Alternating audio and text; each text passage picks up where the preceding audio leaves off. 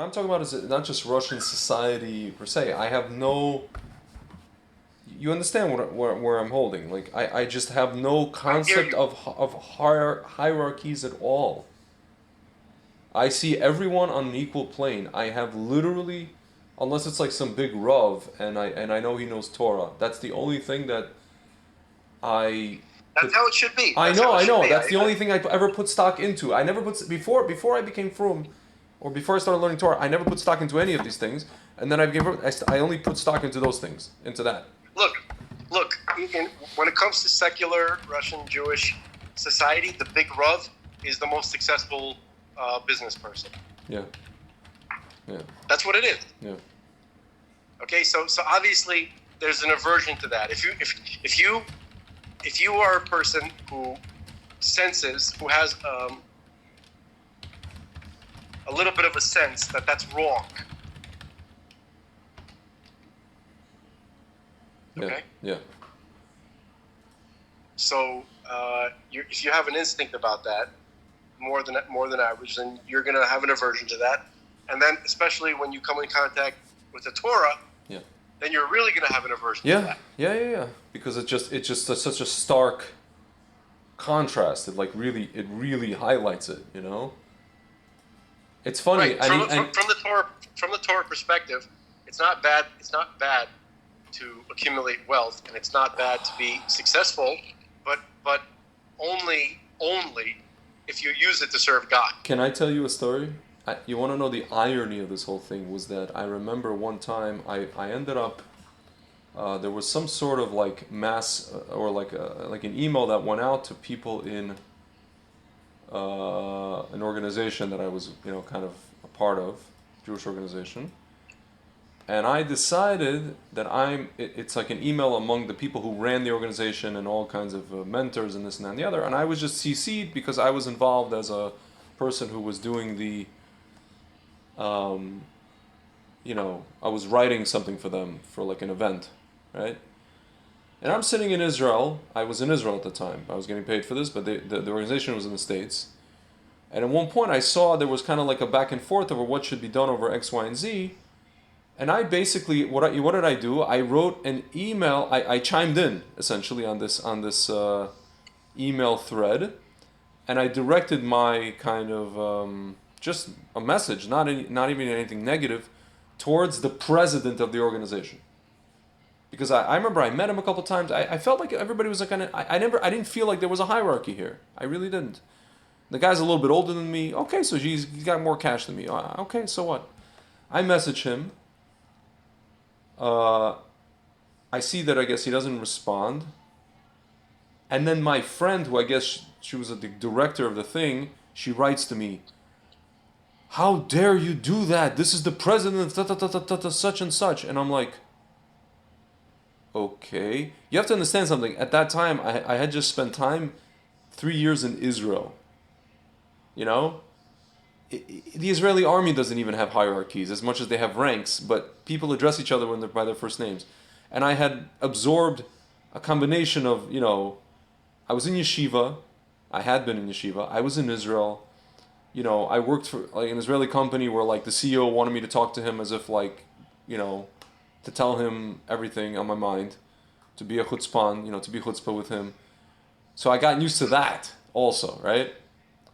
So yeah. I just took liberties, and my friend was just like, "How dare you, this and that and the other?" And I'm like, "What do you mean, how dare I? I'm a person. He's a person. I am making a suggestion on what we should do about this and that and the other. Just okay. Like, what's up? What am I like insulting the guy? No. What am I like? I didn't understand. I couldn't wrap my head around what this person." So what was, just out of curiosity, what was the reaction of the guy? What was the protocol to speak to His Royal Highness? There was no protocol. The guy didn't even care. It's this woman who cared. Again, it seems to me a female thing. Like you said before, in another conversation.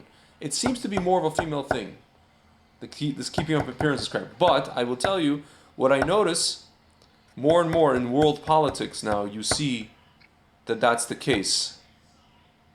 Also, and you see it with men as well.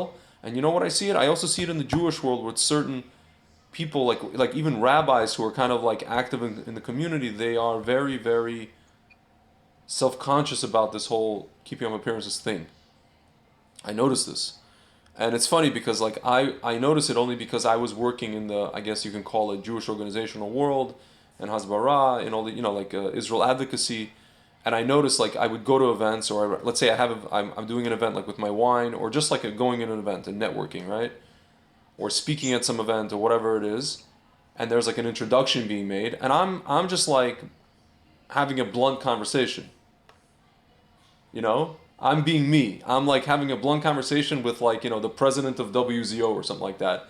And I can see that this, whoever rabbi or whoever person is introducing me to this person is standing there, red as a tomato, about to blow a gasket because they are trying to be, diplomatic to a fault. And I'm just kind of like shooting the breeze and saying what I think and, probably pulling up Larry David and faux pasing all over the place, and I just don't care. I just don't care.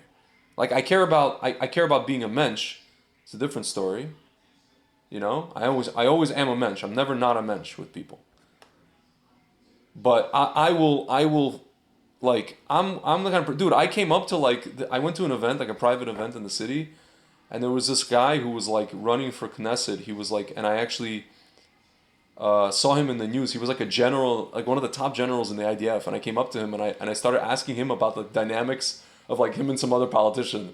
And he's looking at me like, how dare I ask him this? And he had nowhere to go. It was like an apartment, it was like a small apartment somewhere in the city. And he felt like, and he just kind of like tried to give me some answer. And he probably didn't even expect like, why would somebody ask him that in private? Somebody doesn't know him. I just asked him. I was just like, so tell me about like your dealings with this guy. And it's just like, what? He looked like he just saw a ghost. Dude, I have no concept. I have no concept of these hierarchies. I really don't. Yeah, I have to say that it's very funny that you're saying all this kind of stuff because I've been heavily criticized. And same. To the point where they're saying that my life, to the point where I'm almost considered crazy. Yeah. Because same. I don't give a damn. Yeah. I really couldn't if I'm speaking to somebody. Okay. I've met people who are very accomplished people, very very accomplished people. Okay. Mm-hmm. And a lot of them are like amazing, humble people that don't like the the pomp, adulation, and the circumstance, attention, and whatever. Yeah. They just want to want to get on with their thing, and they want to be treated like normal people. Okay. Yeah. And even if they didn't want that, I don't think I would be able to produce. Oh my God. Hold on a second. Yeah. Is everything okay? Oh.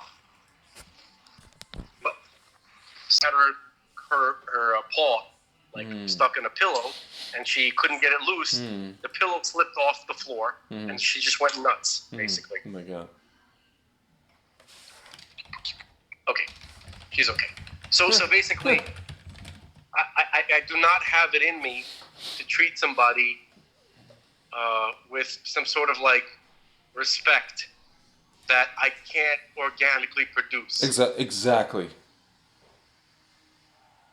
Why? Like, I don't even understand why. Like, what are they gonna do if I give them this fake, respect that they feel that they're entitled to? Yeah. What are they gonna give me? Their money? Like, I don't understand. What do I stand to benefit?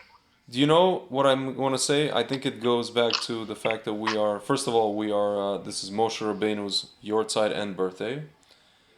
And he did not bow to Paro. And also this is the month of Adar, and Mordechai did not bow to Haman when everyone else would.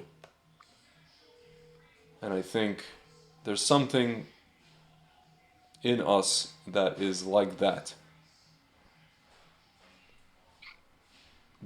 Is that accurate? I mean, it's a big lahavdil, obviously. On the one hand, yes. On the other hand, maybe we shouldn't say that because we Yeah. are. Yeah. They are. They I said are it's a our big forces. lahavdil.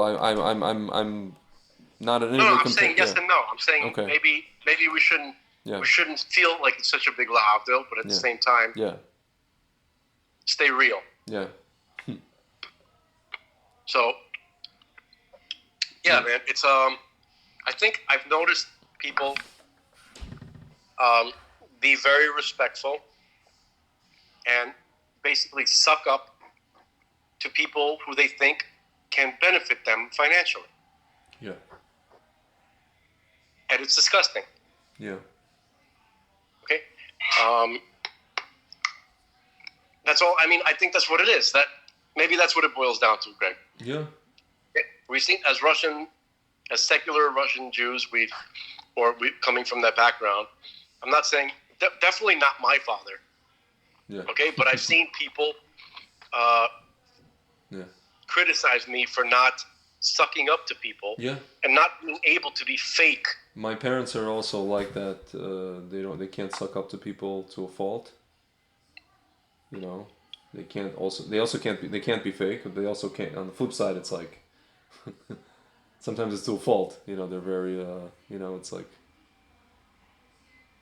sometimes you don't need to be fake, but sometimes you need to just be like a mensch for its own sake. But and also maybe I misspoke because. Hang on. What's going on over there? Somebody's making a. What's it called? Somebody is in the kitchen. Okay. Yeah. So basically, it's not so much that they're fake. Okay, I actually take that back. Yeah. It's worse than that. They're not fake.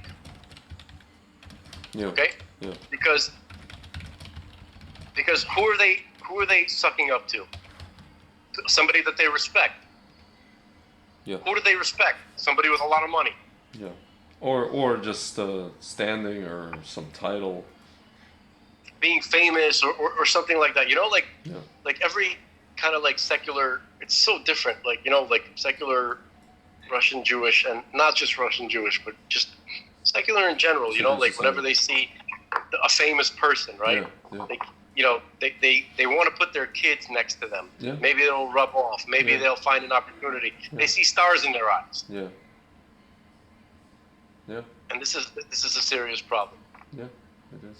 Okay, because they're not because someone is rich or famous, right? Yeah.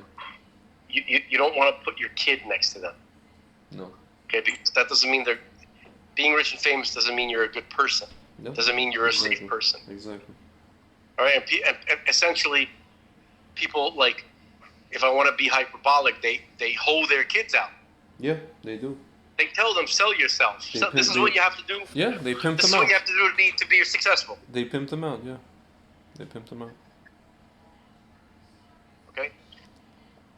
You're never gonna hear. Look. Maybe you will, but I've never seen this. You're never gonna hear really a Russian Jewish parent tell their kid, you have to keep to your principles. Never submit for any amount of money, for any position. Yeah. It's always, what do? Do it. You're going to lose your job. Then you're going to be on the streets. Yeah. Listen, dude. Dude. Can I tell you? I just got a call from a friend of my mother about her son, 34 years old, 35 years old. He doesn't want to schmacks at his company, but they're giving whatever, like Baruch Hashem, they're going to give a religious exemption opportunity, whatever it is. But she's just like, но он же потеряет работу, и что будет? And I'm like, they have an office in Miami? Yes. Ну это, ну то.